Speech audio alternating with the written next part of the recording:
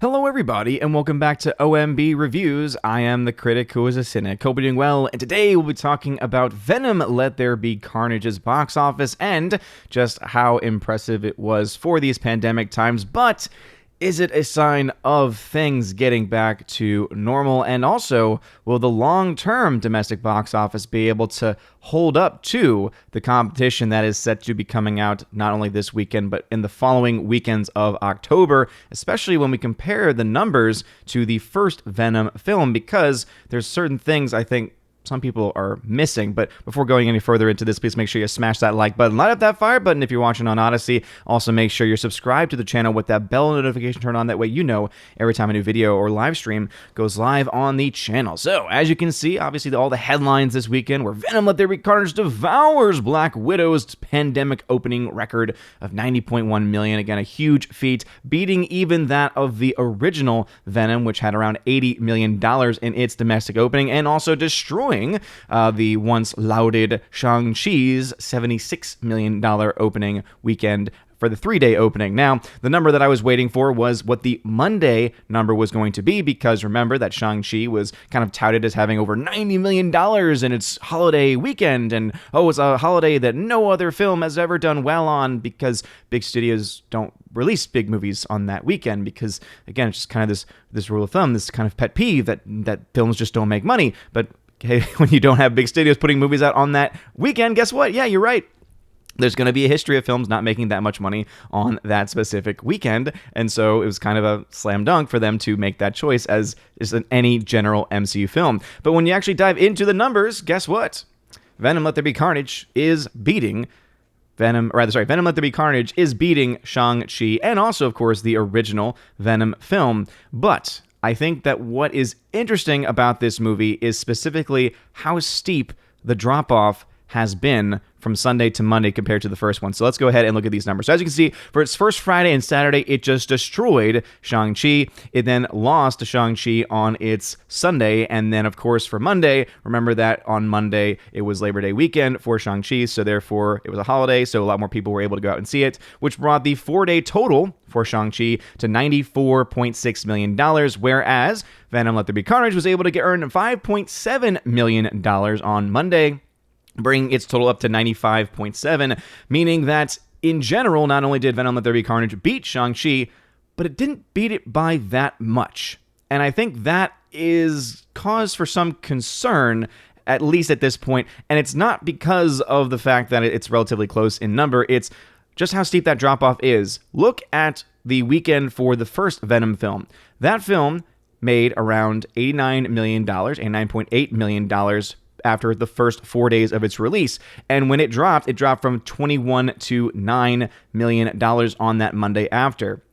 We then see a very big difference here between that and the new Venom film, right? Venom 2, on the other hand, made less than the original Venom on Sunday, $20.9 million, and then dropped all the way down to 5.7 on that Monday. So we're dealing with Venom and Venom 2, both released around the same time, both released like early October, first weekend October, and back obviously 2018 for the first Venom film. But this to me is kind of pointing to hey, wait a minute, these weekday numbers could actually be an indication. Now, we still need to find out what the actual Tuesday numbers were, and eventually, of course, what the end of the week is. And as you all know, I always wait for that week 2 drop-off just to see how large the drop-off is going to be. It's going to be very difficult to predict what this film is going to make because it is not released in all of the various markets across the world. So probably we'll have to put a not available on the actual projections. But if the drop-off is massive enough, it could spell trouble for the long-range total for Venom 2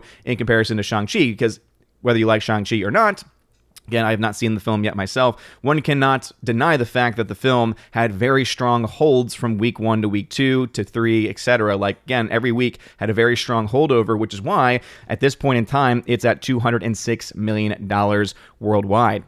$206 million domestically because of its tremendous holds. Compared to the first Venom film, it is again tracking ahead of that first Venom film, even if you were to adjust this number for inflation. However, that first Venom also had a much longer run at the box office, ending around $212 million.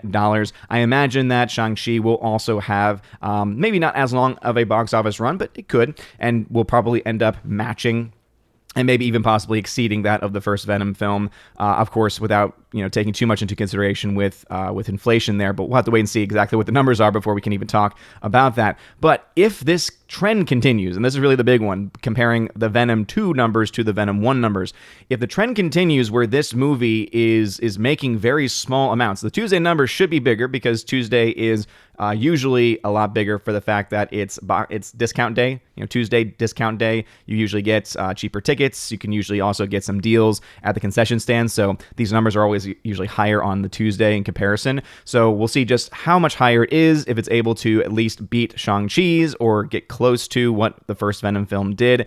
And we'll have to, again, look and see exactly how it does on the Wednesday, Thursday, and then, of course, the following weekend on that Friday. Because as you can see, the numbers actually between the first Venom film and Shang-Chi are actually pretty close when you compare them together. And so I think that really it's a good film to have in the mix, right? Shang-Chi and Venom, the first Venom, are a good mix to have in the comparison because the numbers are actually very similar, even though Shang-Chi had an opening weekend that was on a holiday week in comparison to the first Venom and second Venom films. So I just wanted to point this out, though, because I think a lot of people obviously are saying, oh, Venom, it's destroying Shang-Chi. And it's like, on the 4-day, it actually is, again, destroying is kind of relative. 95 to 94 million, not really destruction. Yeah, if you compare 90 to 75 million for the 3-day weekend, there's no doubt that is incredibly impressive. But holiday weekend, 19.2 million on that Monday, has to be taken into account. The fact that you do have a massive drop-off here on the first Monday compared to the first Venom, which did not have as massive of a drop-off. So if this trend continues, you could then potentially see this Venom film, again, if the drop-off continues specifically, not reach the $200 million that the first Venom or Shang-Chi were able to meet. It's too early to tell at this point in time. We'll have to, again, wait and see what the next box office number is going to be. But with No Time to Die set to come out this weekend domestically, a film that has been delayed and needs to make a massive amount of money just to break even, again, I think that the projections on that are probably going to be relatively close to spot on. Obviously, the projections have been wrong a lot, but normally it's because they've been underestimating what the films have been set to make. So with No Time to Die likely to be number 1 at the box office, Venom probably to be in that number 2 territory, the question is going to be just how much does it drop off, and is there going to be a consistent drop off from week to week too, and obviously into the future? Because at the end of the day, what I've been hearing about Venom from people who've seen it, from fans, not just from critics but from fans, is that they, many cases, don't like it as much as the first film, or think it's as good as the first film. Some have even said that they hated it. So I think that the word of mouth on this Venom film is not nearly going to be as strong. With the Shang-Chi, obviously some people are going to say, wouldn't the Shang-Chi also have had bad word of mouth for any variety of reasons? That's just the thing, though, is that I feel that based just, again, on this outside looking in, based on what I've been seeing and just, in the responses and comments and everything, from people who are not typical followers of my channel, I heard a lot more positive defenses of Shang-Chi than I have for Venom 2. And again, not really a scientific metric there, but just a general feeling. Something tells me that Shang-Chi's word-of-mouth campaign, domestically specifically, is going to be a bit stronger. Now, where Venom 2 might be able to pull away and destroy Shang-Chi is in that foreign total, because, as we've seen, the foreign international box office for Shang-Chi has not really been all that impressive, making around $180.8 million compared to the first Venom, which made over $640 million.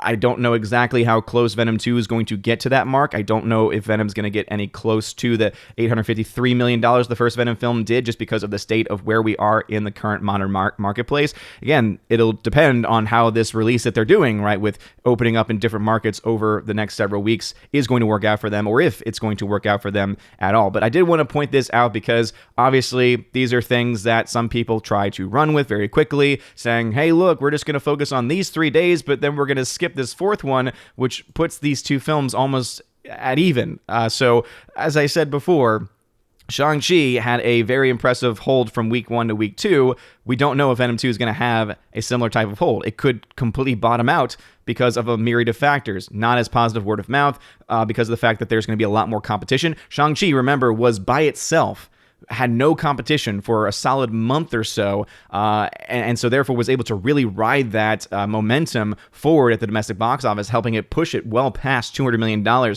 Venom is going to be hitting a lot of competition in the month of October going into November, and so if we're already seeing the drop-off on this Monday, just comparing it not even just to Shang-Chi's, because obviously that is, a bit unfair with the holiday, but the original Venom, I think that is a much more fair comparison to be able to compare there. So is it going to be able to hold? We'll see exactly how the day-to-day goes, who is going to be able to stay ahead in this battle between the two, and also just how strong this film is going to be. But this is something that I noticed, and I wanted to point it out because you all know I'm a numbers guy.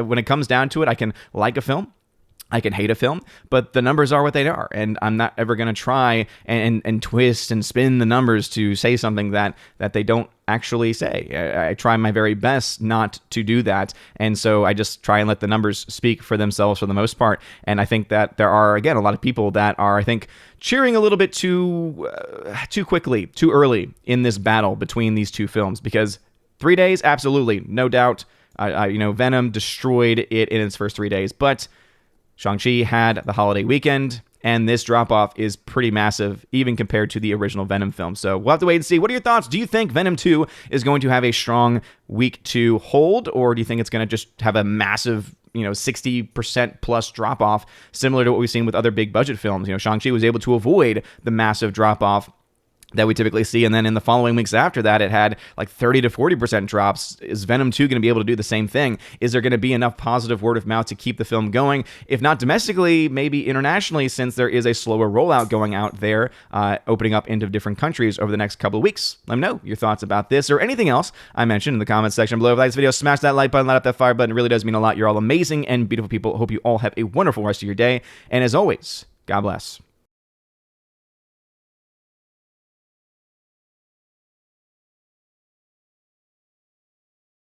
And now for a huge shout out to all of my Patreon Subscribestar and Locals members: Andrew Hoyle, animation commentator; Brandon, Brian P., Christopher Bowman, Don Bruno de la Mancha, Father Christopher Miller, hail to you, Father; Father Damian Cook, Garrett Searles, Harold Francis, Inflamed Wood, Jacob Juice, Jeffrey Toone, Joe Horn, Jonathan Carney, Gomer Kyle, 79, Laura, the Modern Major General's Story, Mike Jackson, Dion, Mad Mitch Dunaway, Mondo Spieler, Mr. Peabody, On to June, Orange Hat Reviews, Out of Step with Reality, Priscilla Hall, Rosetta Allen, Stan Andrian, Teresa Martin, Theodore Benden, Tina Bojan, and Tina B., the Empress of the Universe. Thank you for being my Patreon members, and a huge shout out to my Subscribestar members: The R, Fast Reaction, Nosferatu Gatsu, John B.,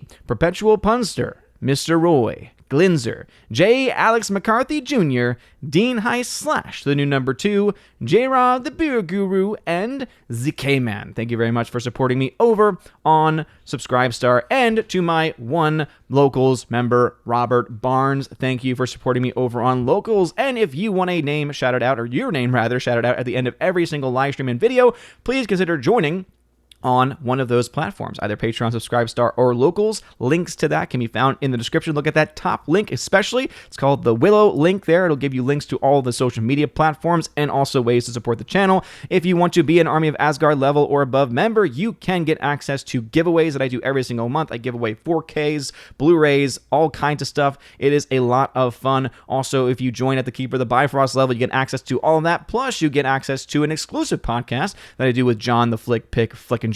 We have a lot of fun. We do that once or twice a month. And if you join at the Chosen of Valhalla level, you get all of that. Plus, in your first month, you get a t-shirt of your choice and send anywhere in the world. And also, you get to be featured on the channel once a month on the Chosen of Valhalla live stream, where we get to hang out and have a good time. So anyway, if any of that sounds good, check out that link in the top of the video as I mentioned. You guys are amazing and beautiful people. I hope you have a wonderful rest of your day. And as always, God bless.